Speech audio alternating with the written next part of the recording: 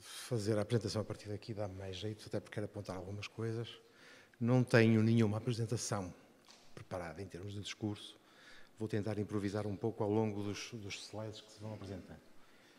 Este primeiro assunto talvez nos centre em algumas coisas que sejam importantes e foram aqui referidas, que é de que forma é que a arquitetura e o urbanismo se podem ligar, eventualmente, e, portanto, como é que pode haver este tipo de diálogos urbanos e o que é que isso poderá significar.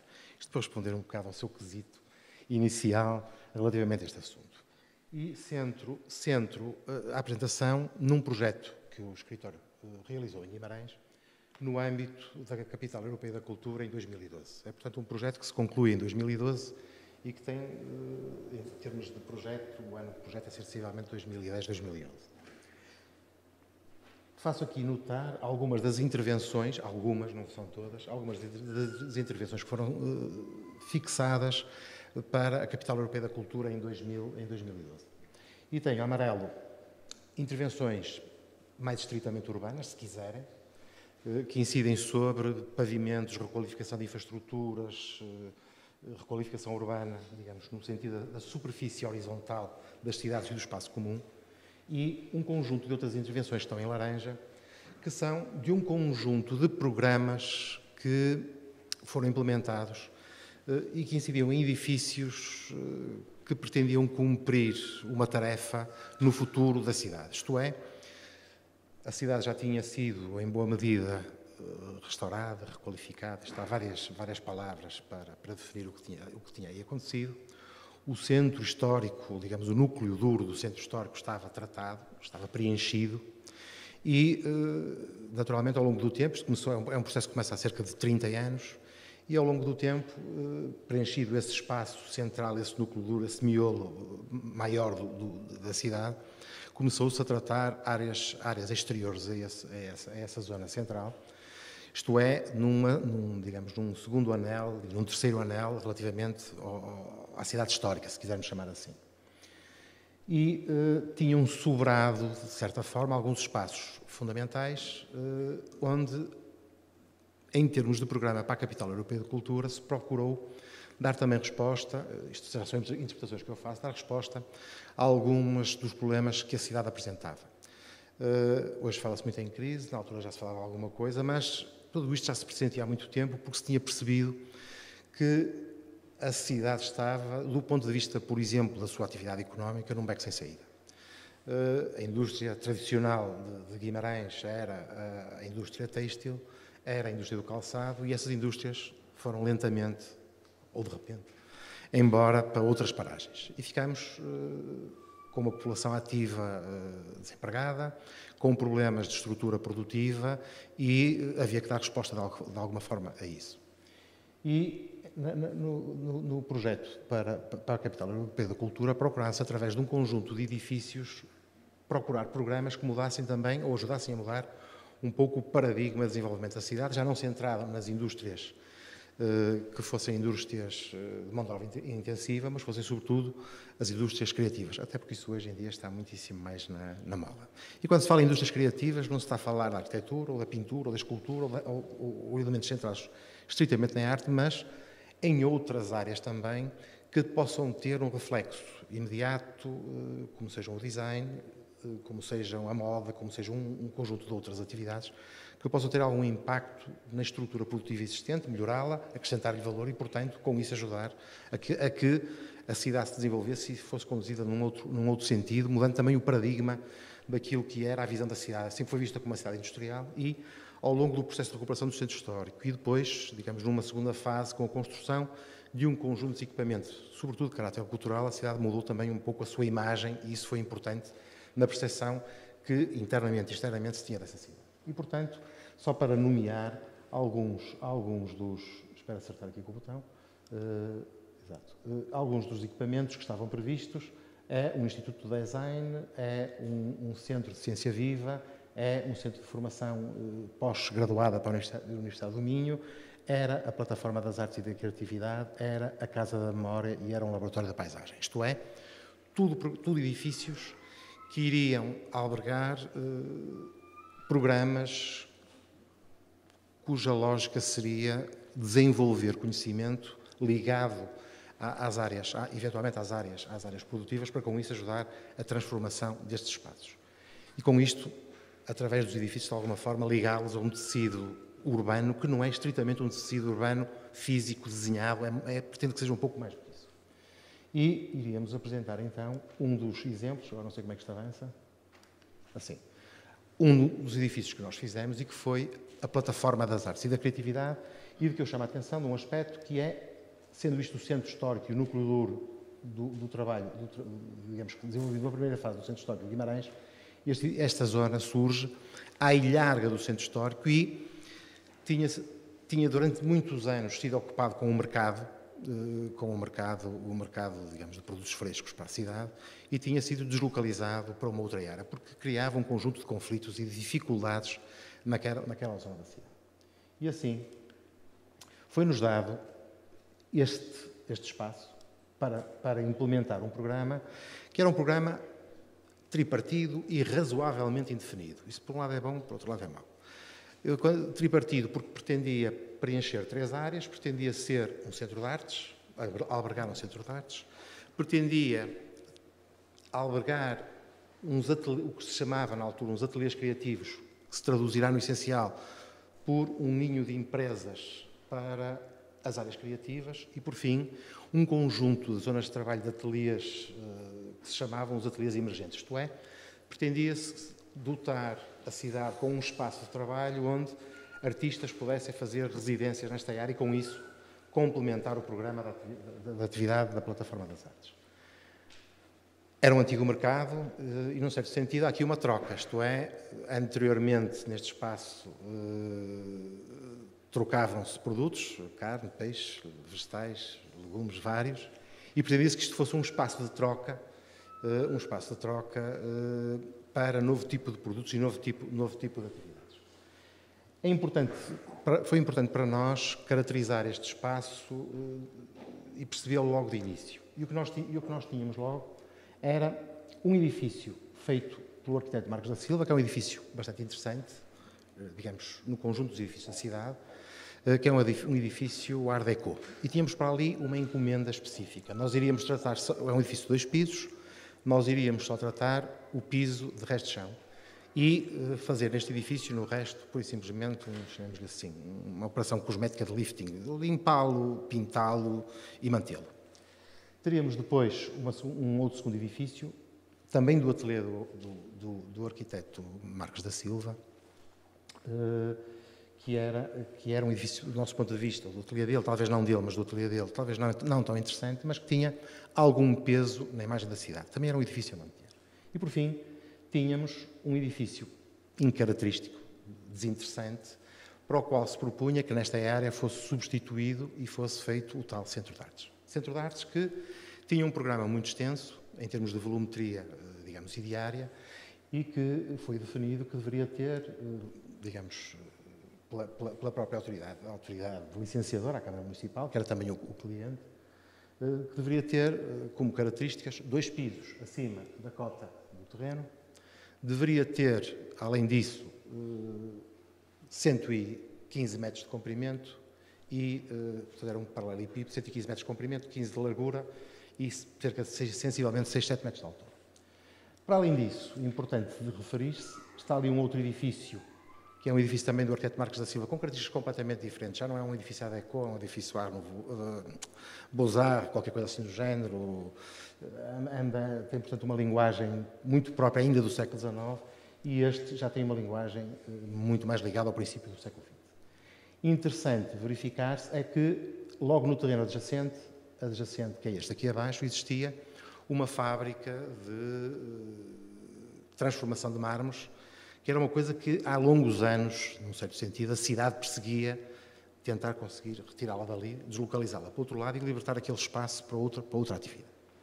Essa foi também uma das nossas lutas iniciais, que era tentar assegurar que ao espaço correspondente, digamos, ao programa que nos tinham dado, fosse adicionado neste espaço aqui. E, portanto, tentar aqui deslocalizar esta fábrica, libertar este terreno dessa atividade, que é altamente poluente, e usá-lo para o programa e para o exercício do programa. Esta é, digamos, a relação mantém o edifício que nós propusemos com a zona envolvente, e temos, portanto, o edifício de Marcos da Silva, que é integralmente realizado, digamos, recuperado, e temos o outro edifício que também é recuperado e, por fim, o novo edifício que é proposto por nós dentro daquela lógica do paralelepípedo de 115 por 16 de largura. Já com a possibilidade de utilizar este terreno de baixo e, mais do que isso, tentar criar um conjunto de acessos que permitissem a utilização de toda esta área em subsolo, são 2 pisos abaixo da cota da praça, única forma de albergar integralmente o programa.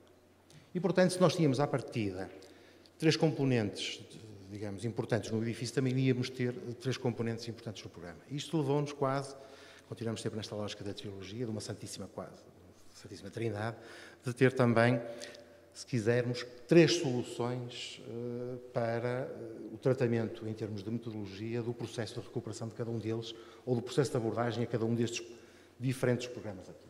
E assim, para o primeiro edifício, para este, decidimos e entendemos que era conveniente colocar como componente fundamental do programa o tal laboratório criativo, isto é, unido a empresas, para as empresas criativas. E, portanto, a metodologia de abordagem foi, num certo sentido, do máximo respeito pelo edifício existente, recuperando, não intervindo nele, a não ser naquilo que fosse absolutamente essencial. E isto resulta, digamos, que há uma manutenção, se quisermos, da tipologia interior. Isto era uma zona, tanto quanto eu me lembro quando era jovem, onde havia talhos e peixarias, e que nós mantivemos, no essencial, a mesma lógica de células, tendo pura e simplesmente intervido, digamos, na transformação e na adaptação dos espaços interiores correspondentes a esta tipologia, através da introdução das infraestruturas necessárias ao trabalho, ao trabalho daquela e à nova atividade. E, portanto, praticamente mantivemos o mesmo esquema, e a intervenção é feita, sobretudo, pelo interior, com a introdução das diferentes tipologias. Aliás, mesmo em termos das fachadas, a intervenção foi, no certo sentido, depurativa, tirar tudo que foi gangada, acrescentada posteriormente à construção do edifício, trazê-la à sua condição original, e depois no interior, isso sim, na zona de corredor que fica aqui embaixo, introduzir, digamos, os caminhos todos de infraestruturas. Isso resulta, do nosso ponto de vista, numa intervenção relativamente, digamos, limpa, digamos, aqui há dos arquitetos, muito pouco interventiva, onde, sobretudo, deixamos as infraestruturas aparentes e deixamos isso claro como aspecto da nossa intervenção. Isto é, também não estamos aqui, de forma nenhuma, a esconder que há uma intervenção posterior, e pretendemos, de alguma forma, mantendo esta tipologia, marcando-a claramente em certos aspectos, deixar aparente a existência de infraestruturas e da necessidade dessas infraestruturas como elemento que se somou àquele espaço original.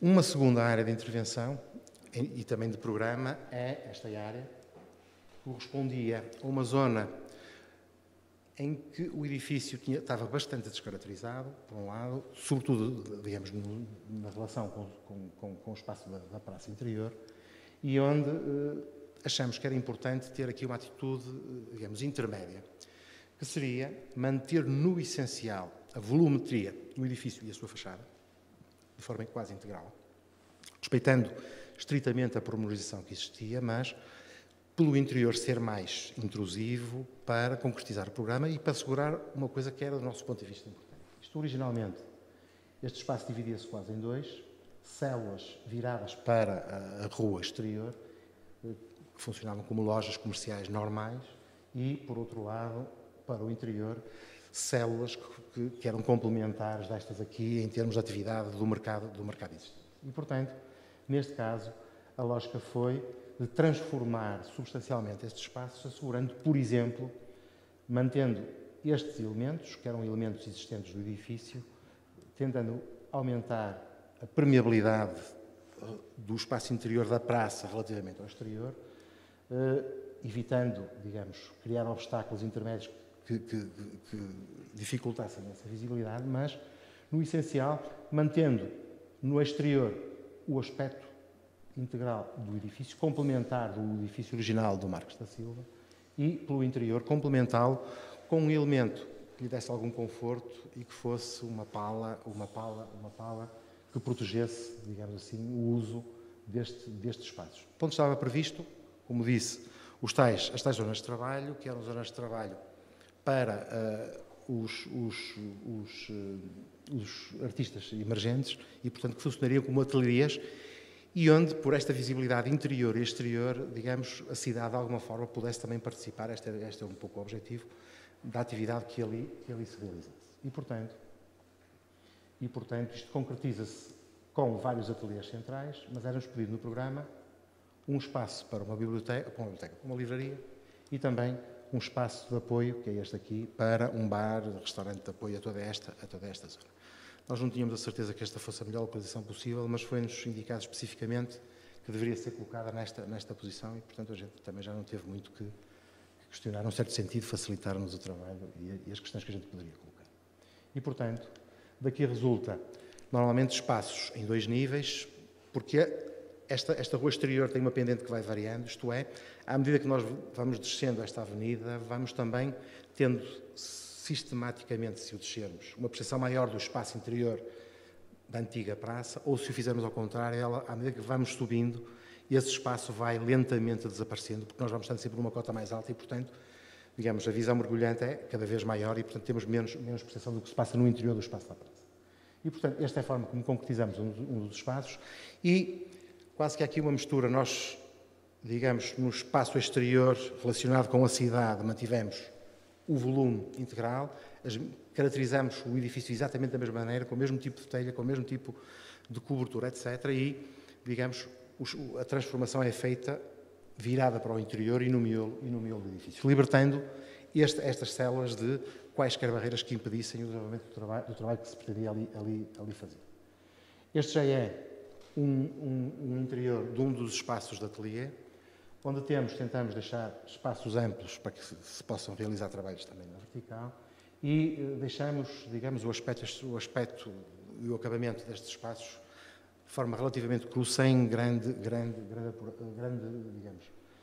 detalhe em termos formais ou construtivos, se quiser.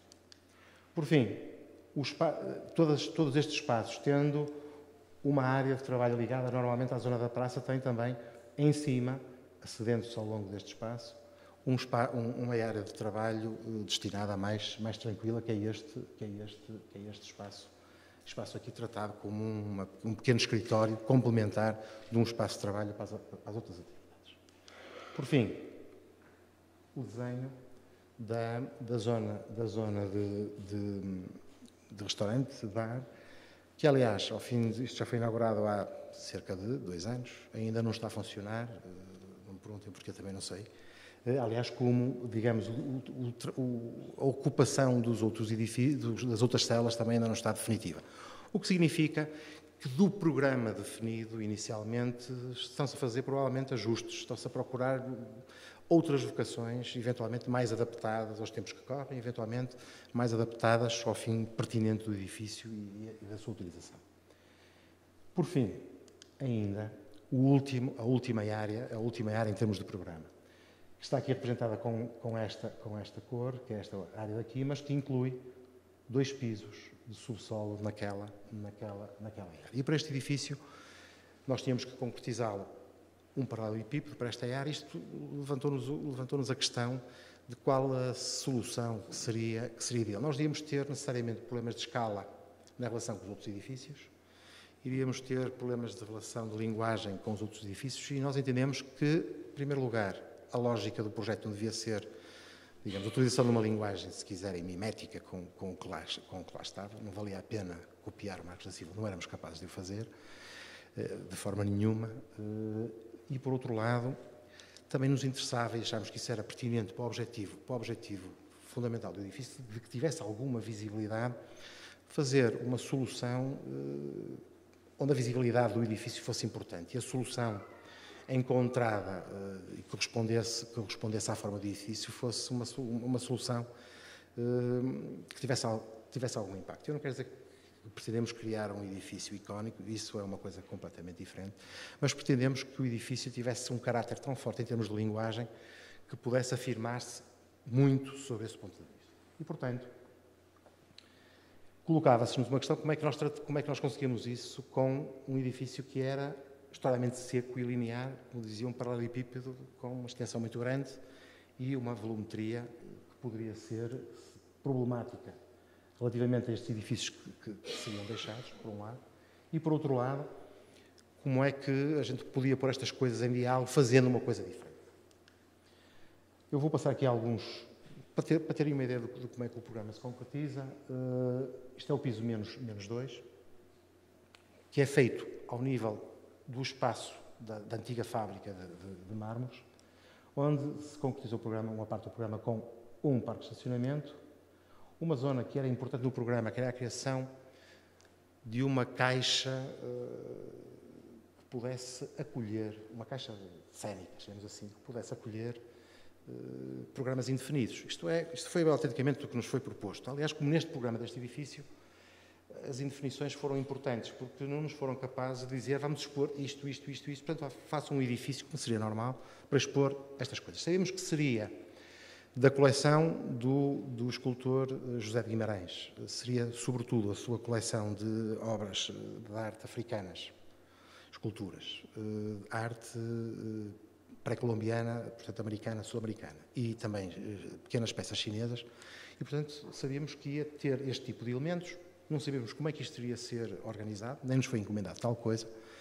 E, em conversa que tivemos com ele disse-nos, por exemplo, que achava importante que houvesse grandes espaços, quer verticais, quer, digamos, com paredes grandes, que permitissem expor outro tipo de coisas, nomeadamente dele ou de artistas que ele pudesse convidar, sendo que seria ele que organizaria esse tipo de exposições.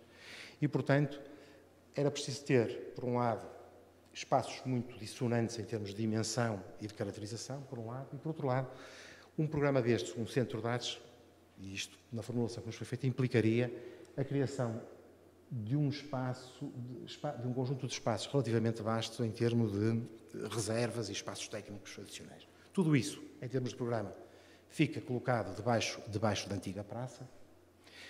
Reparem que eu uso praça porque é simultaneamente uma praça e era também uma praça-mercado. E esta situação é interessante ao longo deste projeto, esta indefinição, praça como praça espaço de estar urbano e, ao mesmo tempo, praça como lugar onde se fazem trocas. E, ao mesmo tempo, quando se diz plataforma das artes, ao mesmo tempo diz que é um sítio, digamos, onde vai funcionar como interface de trocas e de comunicação entre artes, mas, ao mesmo tempo, também significa um espaço plano utilizável como plataforma. Isto acaba por ser sempre interessante na definição deste projeto. E, portanto, dizia há um bocado que um dos espaços que nos pedem é um espaço indefinido, que se convencionou chamar black box, era uma caixa preta, que deveria ser um espaço cénico o mais aberto a tudo o que fosse possível. Isto acontece também para o resto do programa. Só se define que se cria um espaço expositivo com, imaginem, sensivelmente 3.000 metros quadrados, um espaço de reservas equivalente, isto vai sendo sempre somado. E, portanto, ainda, em determinado momento, isto é feito abaixo do nível do solo, estamos já em contacto com a praça e, portanto, com a possibilidade de fazer ligações ao exterior, novas ligações ao exterior, e temos uma parte do programa continua a ser reservas e espaços técnicos necessários a um centro destes e, ao mesmo tempo, um conjunto de outros espaços que faziam parte do programa, como seja a tal black box, espaço cénico, espaços também razoavelmente indefinidos, que servissem para exposições, mas também servissem para apresentações, mas também servissem para vernissagens, para servissem para várias coisas. E, portanto, isto significou para nós a criação de espaços sem um conteúdo muito específico. É bom e é mau, mas ajudou-nos, num certo sentido, a caracterizar, por exemplo, o próprio edifício pelo interior e pelo exterior. E, por fim, deixamos aqui uma zona de exposições, que era uma zona de exposições temporária, que fazia parte do programa, onde criamos uma ligação direta ao exterior e digamos, configuramos como um pequeno anfiteatro exterior nesta zona. Estamos ao nível já da antiga Praça do Mercado e, portanto, temos a entrada. E aqui a opção também, como a gente não sabia muito bem o que é que ia acontecer, foi construir um percurso e, ao mesmo tempo, assegurar a possibilidade de que em todo este percurso ele pudesse ser divisível e, portanto, em vez de ter uma única exposição alongada pelo percurso, pudesse eventualmente ter 3 exposições ou 2 exposições com percursos ligeiramente diferentes. E, portanto, era essencial centrar tudo que são comunicações numa área central e, por outro lado, no próprio desenho do edifício, que se pressente aqui, aquele edifício que nos foi dado, digamos, o volume que nos foi dado inicialmente, tentar construir aqui os diferentes espaços pequenos, espaços grandes, espaços altos, espaços mais baixos e com características diferentes, que pudessem alojar precisamente essa diversidade de programas que era de todo para nós desconhecida. Portanto, teríamos que criar um espaço de alguma forma neutro relativamente àquilo que seria o programa e que pudesse acolher no futuro muitas coisas, algumas das quais nós nem saberíamos exatamente como seria. E, portanto, temos este nível, portanto, espaço central, localizamos aqui tudo o que são serviços de apoio, direção, etc., também necessários, já não na cave, e o percurso vai se iniciar em cima e vai acabar aqui junto de uma livraria, de uma outra livraria, mas esta dedicada ao próprio Centro de Artes. E, portanto, chegados lá acima, há aqui uma lógica que se chega neste ponto, há aqui uma lógica de percurso que vai andando por aqui. Esta parede, por exemplo, não foi construída, vai andando por aqui. E isto também nos colocou uma opção. Se nós não sabíamos o que ia ser exposto, nem sabíamos exatamente, nem poderíamos caracterizar exatamente aquilo que ia ser exposto, também foi a opção, digamos, para neutralizar um pouco este espaço. Neutralizar não tem o sentido de o fechar, de o anular, mas de o tornar muito pouco interventivo naquilo que pudesse ser feito no futuro. De criar muito poucas aberturas para o exterior, mas fazê-las, há aqui uma, há ali outra, fazê-las sobretudo em zonas de transição entre espaços ou em zonas de circulação, trazendo ao interior do edifício alguma iluminação. Isto colocaria depois, pelo exterior, a forma como é que nós poderíamos tratar este volume, perfurando com estas aberturas. Uma das opções, como disse há um bocado, foi tentar fracionar pelo interior o máximo este volume. E com este fracionamento desta forma, tentar estabelecer relações e tentar que estes volumes estabelecessem relações com os edifícios existentes e com a sua escala. Não tendo, portanto, aqui uma intervenção relativamente à escala dos edifícios muito forte e muito agressiva. Por outro lado, percebe-se aqui, digamos, a escala da intervenção que fica, digamos, abaixo do nível do solo e aquela que é feita posterior. Também aqui nós tínhamos limitações.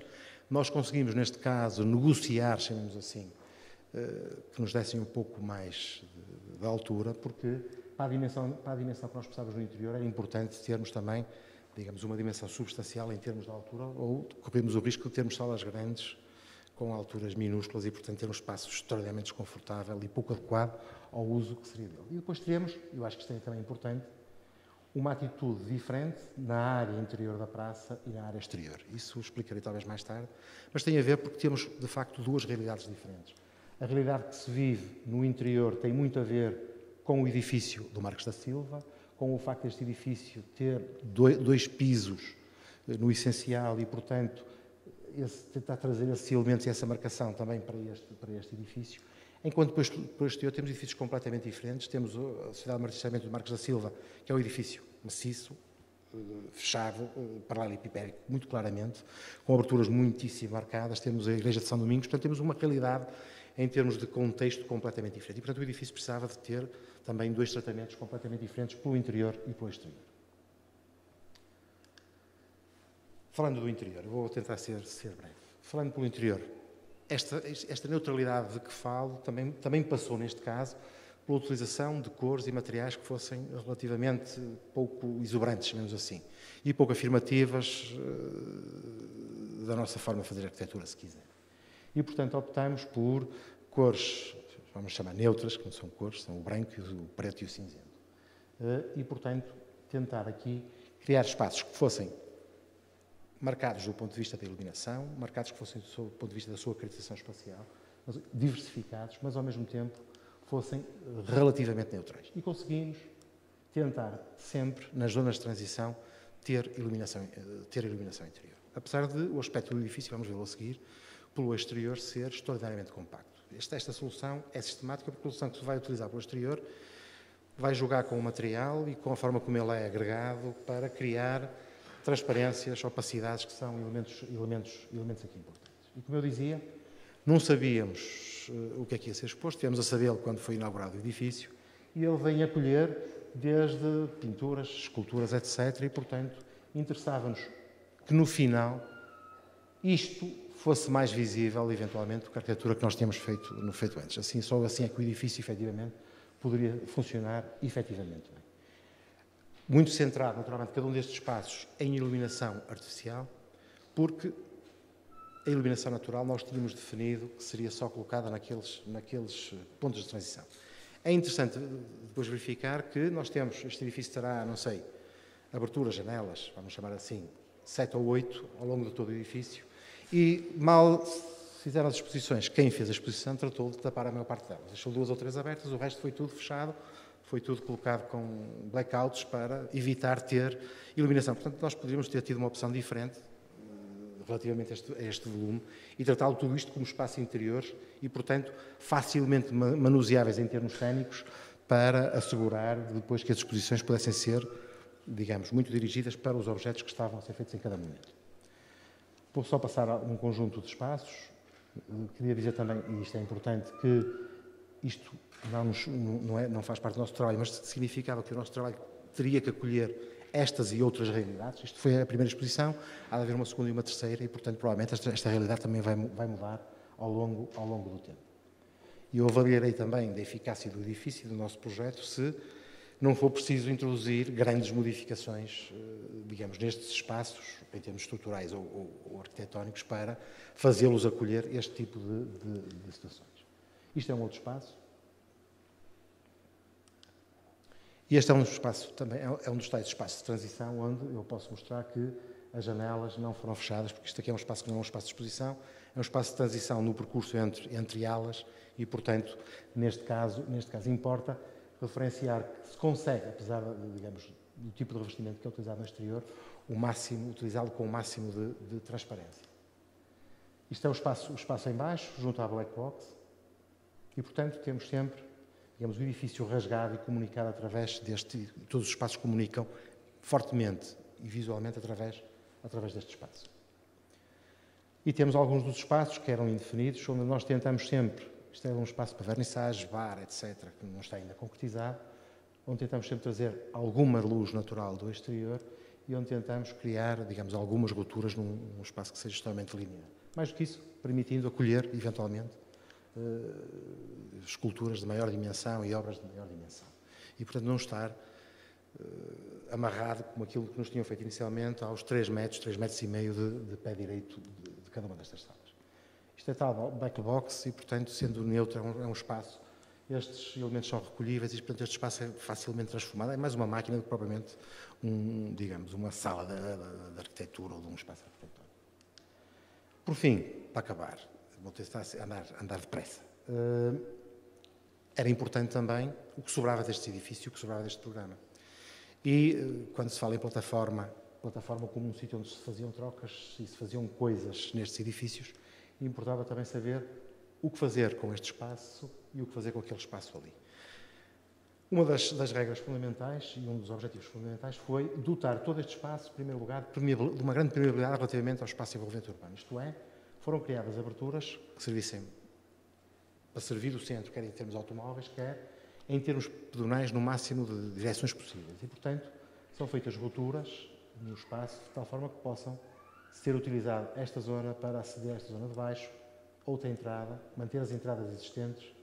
Portanto, criando a este espaço uma relação forte em termos de percurso urbano e, portanto, uma forma também de tentar relacionar este espaço com o espaço urbano da cidade. Por outro lado, tentar utilizar nesta área, dentro do possível, uma solução que fosse muito neutra e, portanto, também permitisse que esse espaço fosse utilizável em várias soluções. Já aconteceram aqui várias coisas, concertos e outras atividades, e, portanto, ser um espaço também de plataforma, e nesse sentido, plataforma nivelada, para permitir o máximo de utilização desta área. E voltava aqui, eventualmente, à utilização do material de revestimento, e o material de revestimento é latão, tubos de latão soldados a uma estrutura que revestem paredes e janelas. Portanto, funciona como, se quiserem, como uma fachada ventilada nas zonas onde tem parede existente atrás de betão, com isolamento, Onde haja janela, aparece somente os elementos de latão e, portanto, isso permite alguma permeabilidade, tanto ao ar como à luminosidade.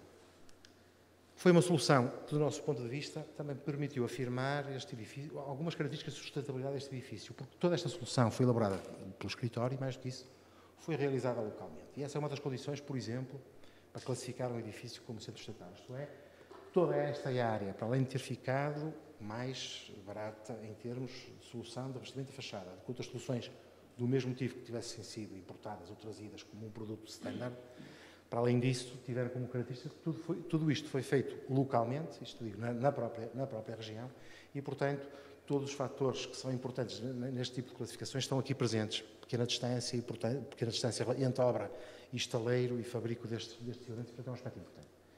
E o que nós conseguimos com esta solução foi, de facto, um aspecto que era importante. Que o edifício tivesse uma caracterização própria, por um lado, por outro lado, que, além disso, permitisse, com esta solução de revestimento da fachada, criar essa permeabilidade e essa ambiguidade que tem que ser permanente no edifício, entre ser transparente, ou ser opaco, ou ser translúcido, mais do que isso, e importante também para nós, que o edifício ao longo do dia pudesse, pela própria disposição, que é oblíqua, em que os tubos estão colocados, que o próprio edifício pudesse, sob o efeito da luz solar, variar algo durante o dia e, portanto, num certo sentido, também mudar um pouco as suas formas. E, portanto, tentar com esta solução, por um lado, e com, digamos, a desfragmentação do volume original, tentar criar alguma relação de escala e de proximidade com os edifícios que já lá existiam. Eu vou também passando algumas destas imagens mais rápidas. E essa desfragmentação do volume não é só, digamos, fazê-lo no sentido de ser perceptível o primeiro e o segundo andar, mas também digamos, de uma utilização de vidro opalino, que umas vezes é janela, outras vezes não é por revestimento de parede, conseguir também aqui, ao longo do edifício, desfragmentá-lo um pouco e, portanto, reduzir-lhe o seu impacto e a sua dimensão.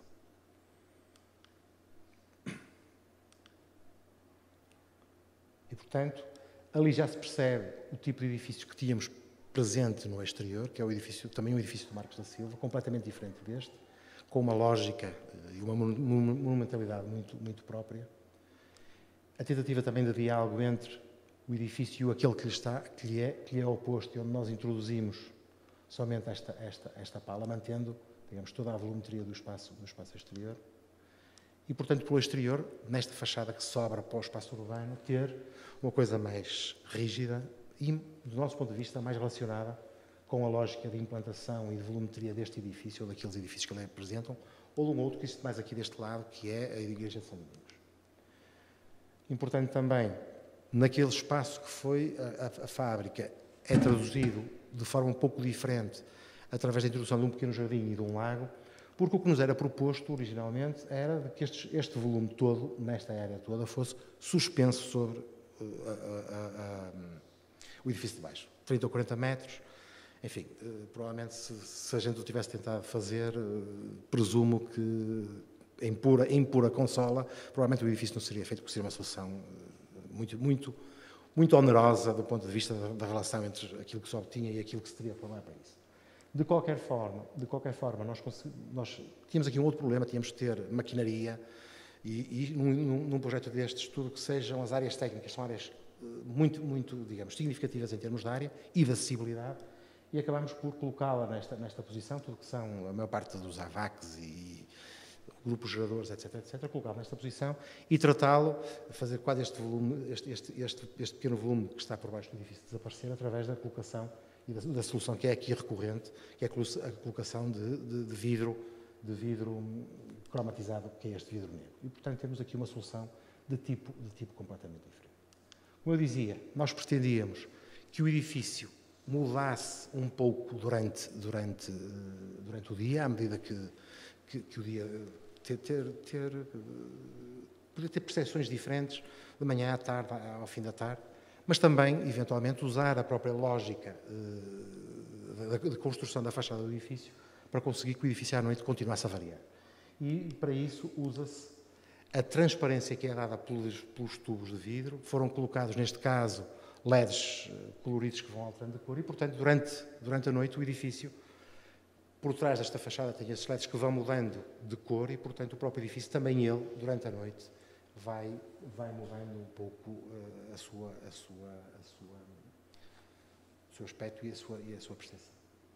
Penso que é tudo. Volto ao princípio. Acho que disse o essencial.